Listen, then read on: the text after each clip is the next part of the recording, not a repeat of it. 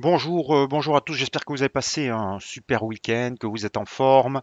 On va tout de suite voir les conditions qui régissent les marchés Forex actuellement. Donc, vendredi, vous le savez, il y avait le chiffre du chômage plutôt contrasté, mais pas suffisamment pour remettre en cause la politique de la Fed. Donc une première réaction à la baisse, puis un rebond. J'en ai parlé vendredi en direct, rien de nouveau de ce côté-là, si ce n'est que je confirme cette réaction, donc avec un chiffre du chômage en baisse et un chiffre de création d'emplois en baisse aussi. Donc contrasté, mais pas suffisamment pour revenir sur la politique hawkish de la Fed, qui a été confirmée d'ailleurs par un des membres vendredi. Euh, Deuxième point, la livre qui a connu un accès de faiblesse vendredi dû à un commentaire d'un des membres de la BOE qui nous a expliqué qu'il n'était plus du tout sûr, au vu de l'arrivée de la propagation du variant Omicron, de voter pour une politique plus restrictive. Donc ça a surpris, ça brouille un petit peu la politique de la BOE, de la Banque d'Angleterre, qui va se réunir le 16 décembre. Donc alors qu'on attendait plutôt une politique qui allait vers une hausse des taux. Donc, à voir, à suivre, mais un message un peu moins clair de la part de nos amis d'outre-Manche. Le Les deux grands rendez-vous de la semaine, ça sera la réunion de la Banque d'Australie demain, on n'attend pas grand-chose, et la réunion de la Banque du Canada mercredi. Là, on attend des modifications, là aussi vers une politique plus restrictive. Vendredi, les chiffres du chômage au Canada sont sortis très bons, très forts, à la fois les créations d'emplois et le taux de chômage qui est passé de 6,7 à 6%. Le pétrole semble remonter, donc on va regarder ça sur la paire Rocade et sur la paire le Loonie, le dollar CAD, parce que peut-être que le dollar canadien va se renforcer, en tout cas les conditions sont plus favorables. Avant de regarder tout ça en graphique, on va prendre connaissance des avertissements sur les risques.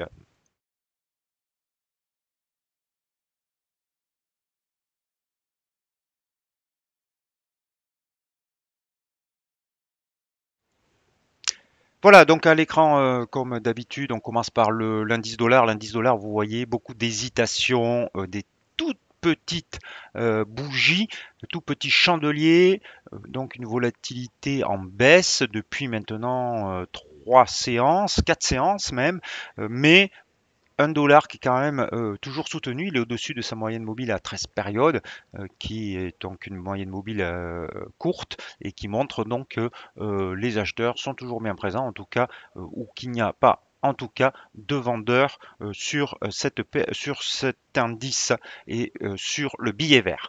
On va regarder l'euro-dollar et ensuite on regardera les deux postes, dont une idée, un plan de trading qui s'est réalisé vendredi, qui était bien parti et puis qui se passe un peu moins bien ce matin. Alors, l'euro-dollar, pour commencer, l'euro-dollar qui est toujours dans une situation fragile, baissière. On attend l'indice ZIU cette semaine. Pour l'instant, on a une recrudescence des cas de Covid et donc il est difficile d'envisager un rebond de l'euro. Alors, le seul point positif qui pourrait se manifester, c'est un rebond des marchés boursiers et donc une appétence un peu plus forte pour les euh, actifs à risque, les devises à risque par rapport aux devises refuges qui avaient le vent en poupe la semaine dernière depuis l'arrivée du variant Omicron. Donc ici, vous voyez que le dollar, l'euro-dollar aussi est dans une phase d'hésitation malgré tout, mais plutôt quand même baissière et la tendance, elle, à moyen terme est baissière sous cette oblique, sous la moyenne mobile à 34 périodes et sous cette résistance dont je vous ai souvent parlé la semaine dernière à 1,1383. Donc pour moi, tant qu'on reste sous cette résistance, on ne peut pas acheter. Et pour vendre, il va falloir avoir un peu plus de conviction, de force de la part du marché pour y aller pour prendre une position short. Vous voyez quand même ici que la moyenne mobile à 200 périodes sur l'horizon de temps 1 heure se situe sous les prix et donc difficile d'envisager un trend short pour l'instant. Si on avait une vraie séance, vraie longue bougie baissière, peut-être qu'on pourrait rentrer, mais pour l'instant, c'est pas le cas. Alors, on va aller voir le câble, puisque le plan de trading que je vous avais donné s'est réalisé. Alors, c'était en 1 heure, vous voyez, donc la tendance est baissière, hein, euh, mais puisqu'on a, on a rejeté pardon, ici, encore une fois, cette oblique, mais hop, alors on est sur 1 heure, je vais voilà le dézoomer un petit peu. Voilà. Et donc, je vous avais dit que si on cassait, alors je reprends exactement, les 1,3250, on pouvait se placer à la baisse, les 1,3260 pardon, pouvaient se placer à la baisse. Et effectivement, ici sur cette bougie rouge, on est allé à 1,3250. Le trade s'est très bien déroulé au départ. Et puis on a une consolidation. Et là ce matin, on revient au-dessus de cette petite droite de polarité. Mais on reste sous l'oblique baissière. Je vous avais dit que le stop se plaçait à 1,3315, donc on n'est pas stoppé. Euh, Est-ce qu'il faut rester en position? On peut, parce que ça peut, pour l'instant, on n'a pas euh, cassé de sommet et on reste sous l'oblique baissière. Par contre, ce que je vous encourage à faire, c'est que dès que vous avez un chandelier qui clôture au-dessus de cette oblique, euh, vous pouvez, à mon avis, c'est un signal suffisant pour clôturer le, le trade. Et donc, ça revient à avoir un stop loss glissant, ce qui limiterait encore plus le risque. Je peux comprendre que pour certains, on ait envie de sortir sur ce niveau à 1,3268 et que le franchissement de cette petite droite de polarité suffit. Euh, pour ma part, ça ne remet pas en cause le trade baissier, mais euh, on pourrait se remettre en position ici sous si ça recassait à nouveau. Mais pour ma part, je garde ce trade avec donc un stop suiveur au-dessus en clôture de l'oblique baissière. C'est pas dit que la crise sur le sanitaire sur Omicron soit terminée et outre Omicron, il n'y a pas que Omicron, il y a aussi les autres variants et pour l'instant en Europe c'est pas la fête de ce côté-là. Donc l'AUD, on va aller voir ça puisque demain matin, je l'ai dit, il y a la réunion de la Banque centrale d'Australie. On n'attend pas grand-chose. La Banque d'Australie va tenir compte bien sûr des conditions sanitaires, mais aussi des conditions économiques et du ralentissement en Chine, puisque les PMI en Chine sont en baisse. Et vous savez que l'Australie est très liée par le biais de ses exportations au marché chinois. Donc, je ne pense pas, je ne vois pas la Banque centrale australienne revenir mettre en cause euh, ou, ou aller vers une politique très restrictive. Ceci étant, techniquement, on est sur un support. Donc, le niveau à surveiller, c'est celui-là, 0,6990. Si on casse, on ira certainement plus bas. Ceci étant, les conditions ici du RSI sont assez survendues et on peut très bien avoir un rebond. Euh, donc, difficile de dire ce qui va se passer. Il vaut mieux attendre. On en reparlera demain que la Banque centrale australienne nous donne son verdict. Le dollar CAD.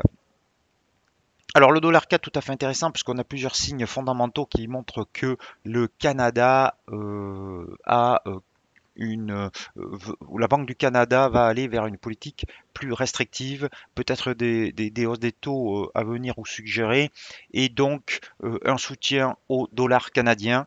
Dollar, le loonie est arrivé dans une zone de résistance ici qui, vous voyez, a freiné et même a empêché à plusieurs reprises le loonie d'aller plus haut. Donc 1,24, 1,2950 pardon, c'est vraiment la limite supérieure, mais on a aussi une résistance sur 1,2896 qui, pour l'instant, limite les cours. Alors en fait, la résistance, elle est ici, elle est entre les corvrées et les mèches hautes, si j'arrive à le dessiner. Ici, voilà.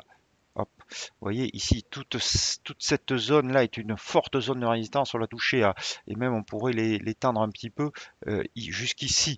Donc une fois, deux fois, trois fois, quatrième fois, on est en train de le rejeter. C'est pas avec un RSI qui se retourne à la baisse, je ne serais pas étonné de voir le dollar canadien repartir à la baisse. Le dollar contre dollar canadien, pardon, repartir à la baisse suite à la réunion de la Banque centrale du Canada. Mais je pense que contre euro, c'est encore plus flagrant, puisque ici, on n'a même pas pu revenir sur la zone de résistance. Alors non, on n'est pas sur le, on est, pardon, 1 URCAD, EURCAD, oui, c'est bon. Vous voyez cette longue, ici, hop, cette zone de résistance qu'on a fortement rejetée. On a eu un rebond somme toute léger. Certes, on a dépassé une précédente résistance ici, mais on revient en dessous. Et donc, une clôture, peut-être cette nuit, mais euh, peut-être plus encore dans la semaine, une clôture sous cette longue mèche basse qui avait montré la présence d'acheteurs pourrait faire capituler les acheteurs et faire revenir les vendeurs sur l'euro contre Canada.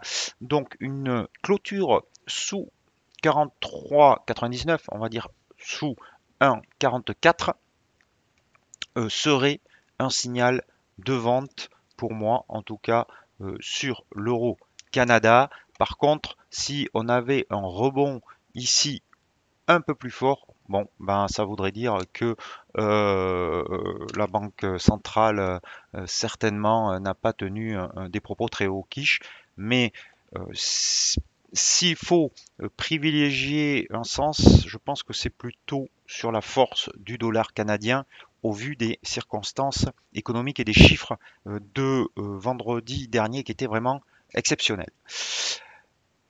Le dollar yen, pour revenir sur du classique, il n'y a rien de nouveau. On est sur ce support à 112,73. Pour l'instant, on n'a pas de rebond significatif ni de cassure. Donc, wait and see euh, sur cette paire de devises. Euh, et je crois qu'on a fait le tour. On n'a pas vu le dollar suisse. Le dollar suisse, je vous le montre quand même parce que il est dans un triangle symétrique et dans les prochains jours, il faudra surveiller la sortie. Et enfin, je vais finir avec l'euro suisse, puisque l'euro suisse, je vous rappelle que j'avais donné une position qui s'est soldée avec un gain, puisque je vous avais dit que nous placions le stop loss à 1,0415, l'open, l'ouverture était à 1,0478, donc euh, on est été normalement sorti de la position puisque 1,0415, on doit être juste dessus, hop, c'est ici. Voilà, c'était 1,0410, donc 1,0415 le stop, et on a été donc, mais on est pile poil dessus, 1,0415 actuellement. Euh, donc on sort de cette position avec un gain de 20,78, 58, 63 pips. Voilà. Et pour l'instant, on attend puisqu'apparemment l'euro suisse donne des velléités de rebond. On est repassé au-dessus des moyennes mobiles à 13 et 34 périodes qui se retournent à la hausse sur l'horizon de temps 1 heure, mais on reste sous la moyenne mobile à 200 périodes. Et surtout sur un jour, sur le quotidien, on a cette longue vague de baisse qui pourrait être quand même corrigée maintenant au vu d'un RSI qui se retourne à la hausse, mais c'est complètement de la contre-tendance. Donc on sort avec le gain sur l'euro suisse et on attend de voir ce qui se passe. Voilà ce que je pouvais vous dire. Donc peut-être que cette semaine on aura un plan de trading qui se réalise sur le dollar canadien. En tout cas c'est la devise a priori qui pourrait le plus bouger. Sur les autres, il va falloir encore une fois attendre de voir si l'appétit pour le risque revient euh, pour les devises qui ont été délaissées et si les marchés se calment. Ça a l'air d'être le cas, mais pour l'instant, on n'a pas de signaux assez concrets, assez significatifs pour se placer. Voilà, je vous souhaite un très bon après-midi, de très bons trades. N'oublie pas au stop loss et à demain.